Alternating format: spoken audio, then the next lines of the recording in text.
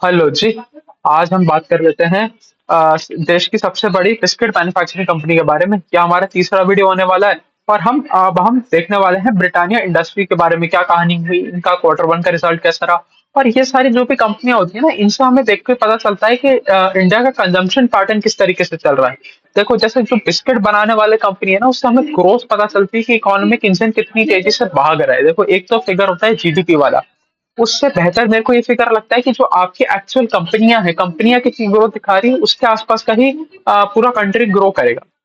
अगर आपका अगर आपका मान लो कि एक्चुअल ग्रोथ नहीं दिखा रहा, अगर आपका ब्रिटानिया ग्रोथ नहीं दिखा रहा, आपका मैरिको ग्रोथ नहीं दिखा रहा, तो अगर आपका जीडीपी नंबर 15 भी आ जाए तो उससे कोई सेंस नहीं बनता, क्योंकि हमें तो ग्रोथ तभी देखने को मिलेगा जब हमारी देश की कंपनियां ग्रो करेंगी। तो इसका थोड़ा सा रिजल्ट देख लेते हैं। अगर इसके मार्केट कैप की बात करें तो 1,38,000 करोड़ के आसपास का इनका मार्केट कैप है। और अगर सीधा पहले सेल्स का नंबर देख ले तो इनका रेवेन्यू बढ़ा 4% on a Y Y level, and part was up 11% on a Y Y level.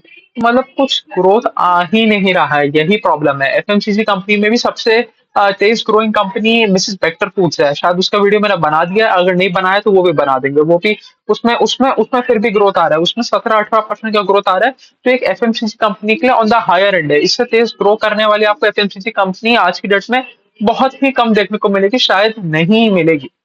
But अभी अभी करंटली हम ब्रिटानिया की बात कर रहे हैं। देखो, एक तो क्या है, इतना बड़ा बेस हो गया। अब देखो, बेस की कहानी हमारे से तो कोई मतलब नहीं है भाई। अगर तुम्हारा बेस बड़ा हो गया तो वो तुम्हारी समस्या है, मेरी समस्या नहीं है। मेरे को जिस दिन पैसा डालने जाना होगा तो मैं ये देखूंगा पेस ऑफ ग्रोथ कितना है। मैं बेस के ऊपर तो पैसा डाल नहीं रहा, बेस के ऊपर मेरा पैसा बन भी नहीं रहा।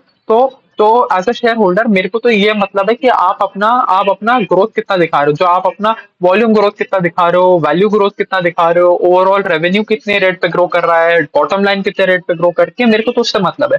वो कुछ खास है नहीं, यहाँ पर प्रॉब्लमेटिक चीज ये है।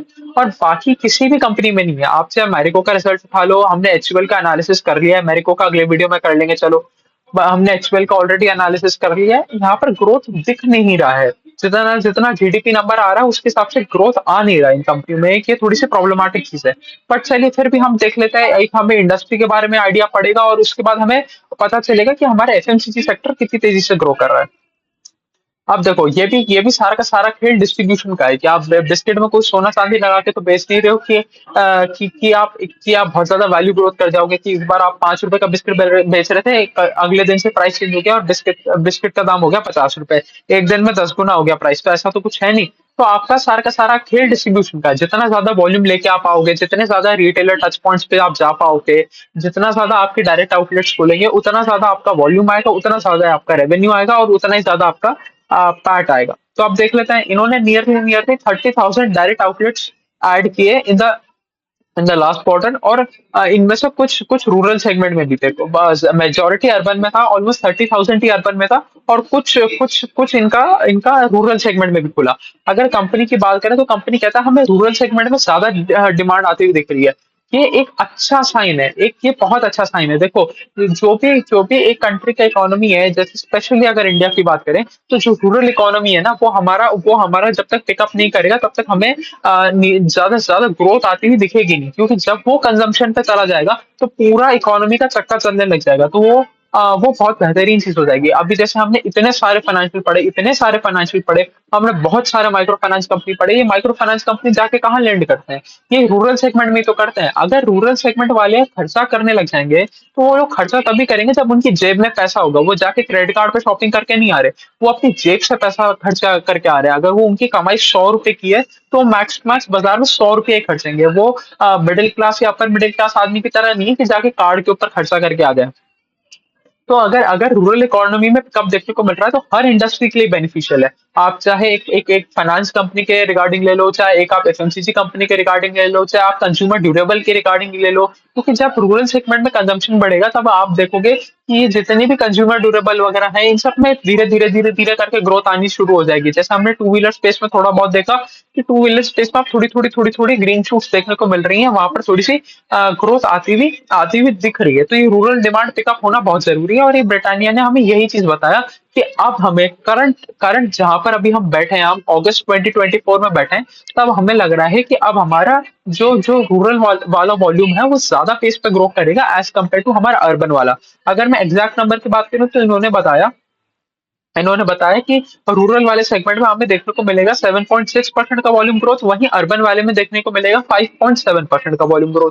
तो डिसेंट वॉल्यूम ग्रोथ है। जितना हमारा जितना हमारा जीडीपी नंबर आ रहा है उसी के आसपास का रूरल का वॉल्यूम ग्रोथ आ रहा है भाई। जीडीपी नंबर आ रहा है हमारा 7.2 के आसपास का, और ये लोग कह रहे हैं 7.6 के आसपास का हम वॉल्यूम ग्रोथ करेंगे इन इन रूरल सेगमेंट। अब देखो बुरा क्यों है और अच्छा क्यों है, दोनों चीज समझ लेते हैं। देखो अच्छा तो इसलिए है कि जो पुराना वाला जो हमारा बेस था वहां पर तो कोई ग्रोथ आ ही नहीं रहा था ना। वहां पर तो रूरल सेगमेंट डीग्रो पे डीग्रो किए जा रहा था, हालत खराब थी और चीजें खराब होती जा रही थी।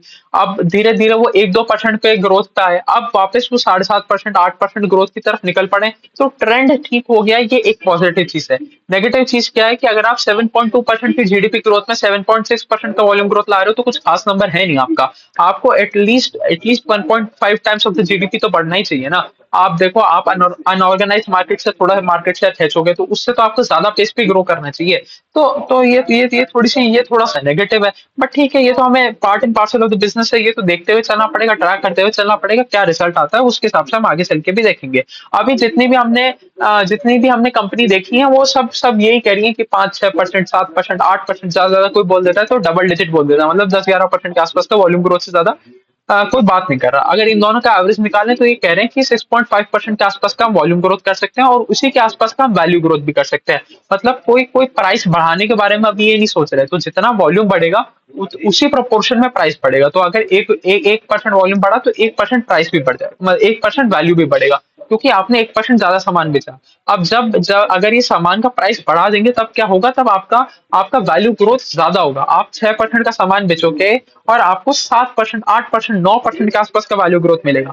तो अगर कंपनी कह रही है कि वैल्यू ग्रोथ और वॉल्यूम ग्रोथ बराबर होगा तो इसका मतलब कोई कोई ये प्राइस हाइक लेने के बारे में सोच नहीं रहे।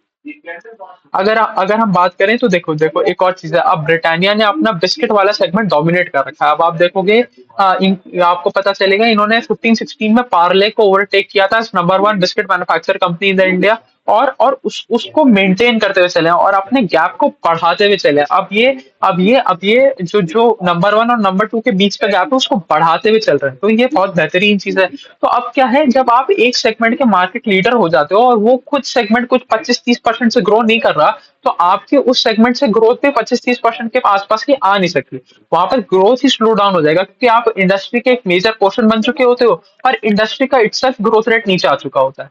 तो अब इसके बाद आपको क्या करना पड़ता है, इसके बाद आपको ग्रोथ ढूंढने के लिए या तो फॉरेन कंट्रीज में जाना पड़ता है। इनका भी इंटरनेशनल बिजनेस है जिसमें नेपाल वाला कुछ अच्छा भी कर रहा है। बाकी अफ्रीकन कंट्रीज और साउथ अमेरिकन कंट्रीज में भी ये लोग जाके बेच रहे हैं अपना सामान, वो इशू नहीं है। बट या तो आपको आप फॉरेन ज्योग्राफीज में जाके अपनी ग्रोथ ढूंढ के आनी पड़ती है, या फिर आपको कुछ नए सेगमेंट में घुसना पड़ता है।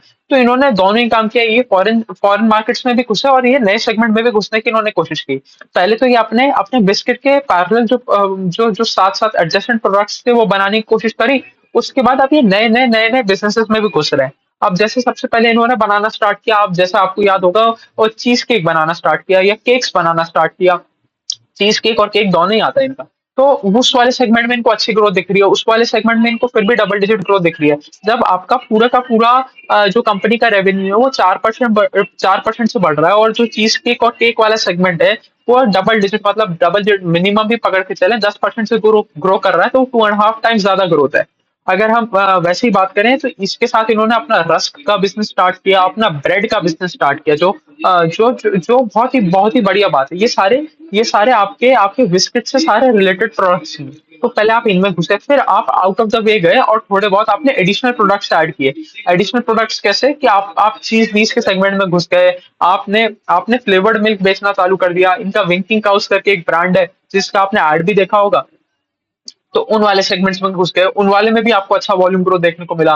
देखो ब्रेड वाले सेगमेंट में तो कुछ बहुत ज्यादा वॉल्यूम ग्रोथ देखने को मिलेगा नहीं। अच्छा, ब्रेड वाले सेगमेंट में इनका सबसे बड़ा कॉम्पिटिटर भी कौन है, वो मिसेस बेकर फूड्स वाला।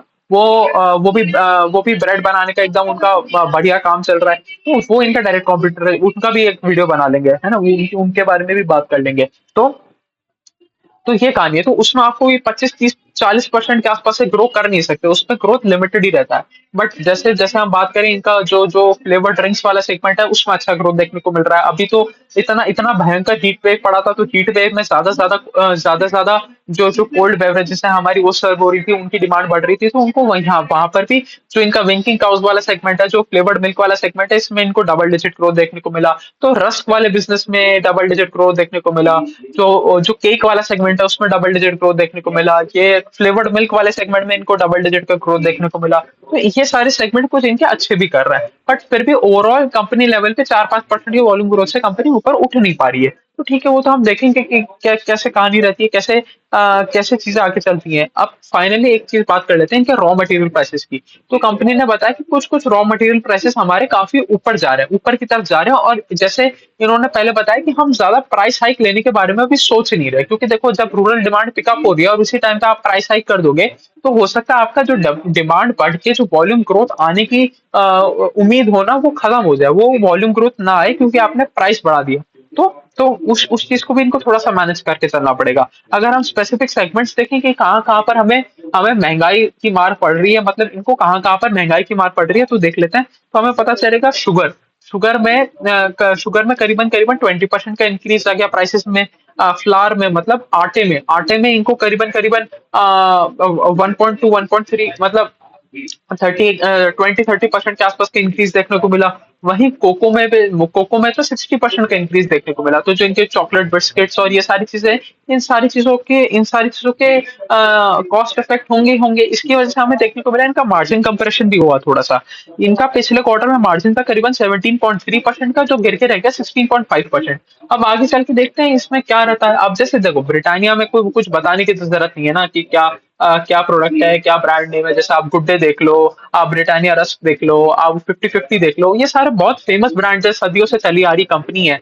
इतने इतने बढ़िया बढ़िया ब्रांड बना के इन्होंने बना दिए, तो इनकी ब्रांड वैल्यू तो बहुत है। बट वॉल्यूम ग्रोथ नहीं आ रहा, और जब तक ग्रोथ नहीं आएगा तब तक पैसा बनना मुश्किल है। देखो, आप कुछ भी कह लो कि इसकी इसकी ब्रांड लॉयल्टी इतनी है, ब्रांड प्रेजेंस इतना है। भाई अब जिम जैम में इन्होंने वो ऊपर ऊपर वाला बिस्किट हटा के एक नया कैटेगरी क्रिएट कर दी। अरे कुछ भी हो जाए, जब तक रेवेन्यू नहीं बढ़ेगा तब तक बात नहीं बनेगी ना।